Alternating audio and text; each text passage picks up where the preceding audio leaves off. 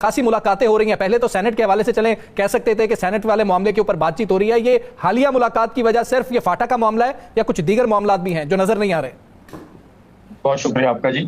ये असल में प्राइम मिनिस्टर साहब पिछले दिनों जब मौलाना साहब से मुलाकात करने के लिए तशरीफ लाए थे तो उन्होंने फाटा के मामले पे कहा कि हमने फाटा के लिए कमेटी बनाई है और जिसमें हम फाटा मस्जिद में कुछ तरमीम करना चाहते हैं।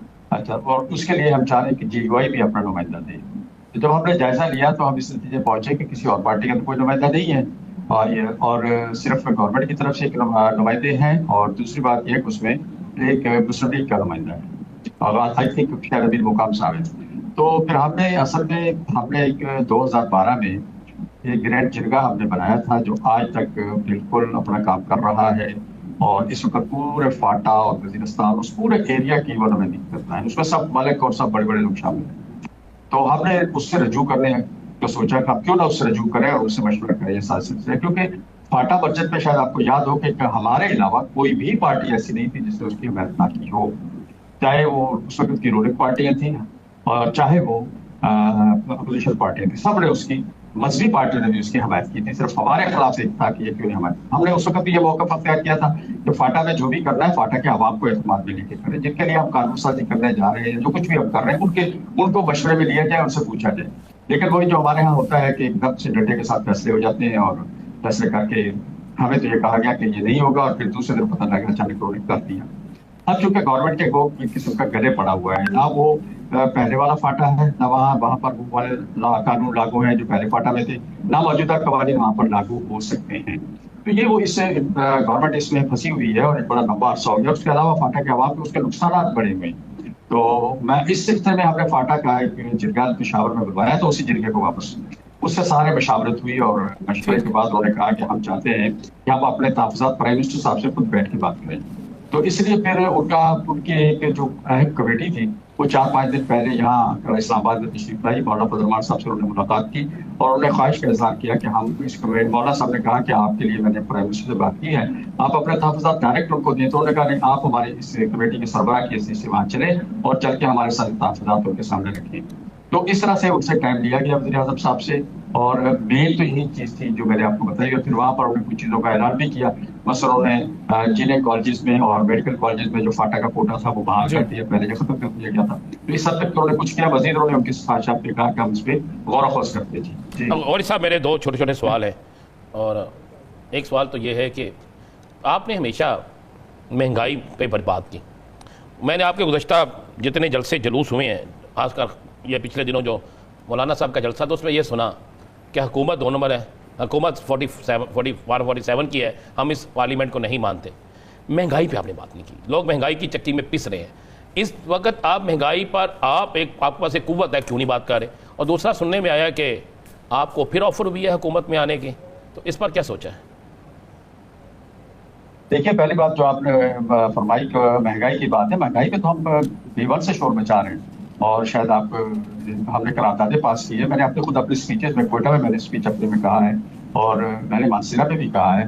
शायद आप समाज से मौलाना साहब का कहना और आपका कहना मैं समझ चाहते, मौलाना साहब जिस तरह मार्च करते थे ना, याद है ना आपको? तो अब मौलाना साहब जो है वो महंगाई पे वो चीज़ नज़र नहीं आ रही। अब सिर्फ आपका फोकस जो है वो हुकूमत के हवाले से है कि ये इलेक्शन जाली है।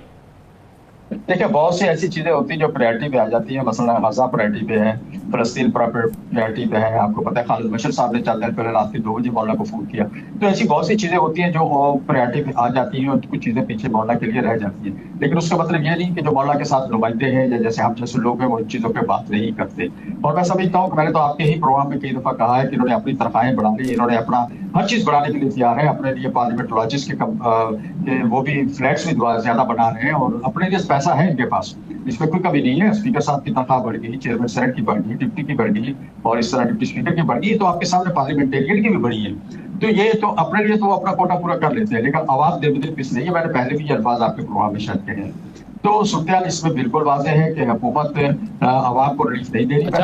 हुकूमत में जा रहे हैं आप, दावत मिली है? फिलहाल इसमें हमारे यहाँ कोई सोच नहीं है। देखिए ये ऑफर तो उनकी डे वन से है, हल्फ उठाने से पहले से प्राइम मिनिस्टर साहब की, लेकिन इस पे अभी तक हमारी कुछ सोच नहीं है, कोई इस पे बात नहीं कि आप इंशाल्लाह अभी तक अपोजिशन में हैं। अगर कोई भी ऐसी बात आएगी तो इंशाल्लाह आपको आगामी करेंगे, हम अपने फोरम पे उसको डिस्कस करते हैं, इस तरह खामोशी से हम कोई फैसले नहीं करते। और इसमें बातचीत गौरी साहब, अगर कोई ऑफर तो पहले दिन से हमारे को। गौरी साहब, जी साकिब गौरी साहब, साहब ये बताइएगा कि जो फाटा है या ख़ास तौर पर खैबर पख्तूनख्वा, वहाँ जहाँ पे पीटीआई की हुकूमत है वहाँ JUIF बड़ा स्टेक होल्डर है और वहाँ दहशत गर्दी की वजह से बहुत हालात ख़राब भी हैं। कल वहाँ पे भी एक बैठक हुई जो वज़ीर आला की ज़ेर सदारत और इधर प्राइम मिनिस्टर ऑफिस में भी, तो वहाँ वो कहते हैं कि पॉलिटिकल नहीं थी, वो प्योरली अमन के हवाले से बात करने के।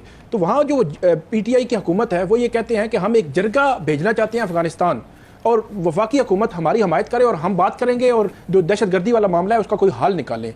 इस पॉइंट पे आप उनको किसी सतह पे सपोर्ट करते हैं जो प्योरली ज़ाहिर सी बात है अमन के क़याम के लिए, और वो कहते हैं कि उसमें तमाम पॉलिटिकल पार्टीज़ की जो है वो रिप्रेजेंटेशन भी होगी और अमायदीन भी होंगे, कबायली अमायदीन होंगे।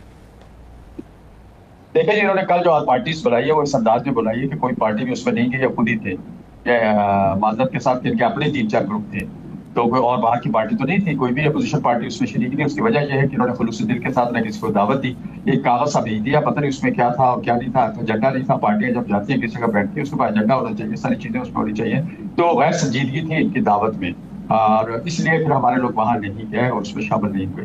जहां तक आपने दूसरा मसला कहा कि जी जिरगा बनाया जाएगा अफगानिस्तान भेजा जाए, मैं समझता हूँ ये वफाकी गवर्नमेंट का काम है। ये इस तरह तो फिर कल को पंजाब की हुकूमत उठेगी वो इंडिया भेज देगी, और कल को सिंध वाले उठेंगे वो कहीं और भेज देंगे, बलूचिस्तान उठ के ईरान में जिरगा भेज देगा, तो इस तरह तो मामला नहीं चलेंगे। जहां तक रह गया मसला अफगानिस्तान का, इस सारे सिलसिले में तो आपको शायद इधर में है कि अफगानिस्तान का जो इस वक्त चीफ है जो हबीब साहब है, उन्होंने तो बाकायदा कहा है कि पाकिस्तान में मैं किसी को इजाजत नहीं देता कि वो बंदूक उठा के वहां की हुकूमत के खिलाफ लड़े। सब बयान उन्होंने जारी किया है वहां के हबीब साहब ने।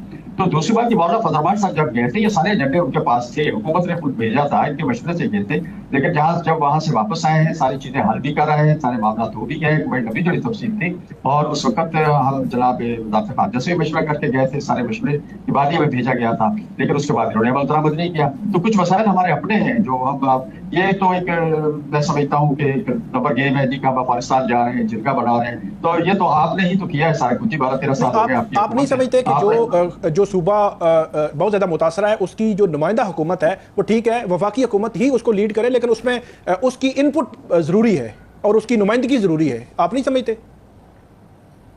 देखिए अगर वफाकी हुकूमत भी इस सिलसिले में काम करती है तो वहाँ की हुकूमत का मशवरा तो होना चाहिए। तो पाकिस्तान में ऐसा तो नहीं है कि सूबों को मशावरत के बगैर को कदम उठाया जाए, तो हुकूमत को चाहिए कि उनको मशवरे मिले। लेकिन अगर कोई सूबा चाहे कि जी मैं जो काम हुकूमत किया है वज़ारत खारजा, तो खारजा मुल्क तो वफाक में है, सूबों के पास तो नहीं है, तो अगर वो कोई सुबह उठे और खारजा मुल्क का काम करना चाहे तो इतना नंबर बनाने की बात है, आवाम में एक चीज लाने की बात है जी हम अमन के लिए कर रहे हैं, तो अमन तो आपने खराब किया, कौन लाया उनको वहां से बाहर? आपकी तो हुकूमत में आए हैं, सारा किया खतरा तो आपका है, आज आप हम सबको बिठा के वो सारा बलबा हम पे डालना चाहते हैं। तो मैं समझता हूँ कि अपोजिशन कल पार्टी अवामी नेशनल पार्टी कल हो रही है और इशू भी यही है, और उसमें कोई सही फैसले सामने आपके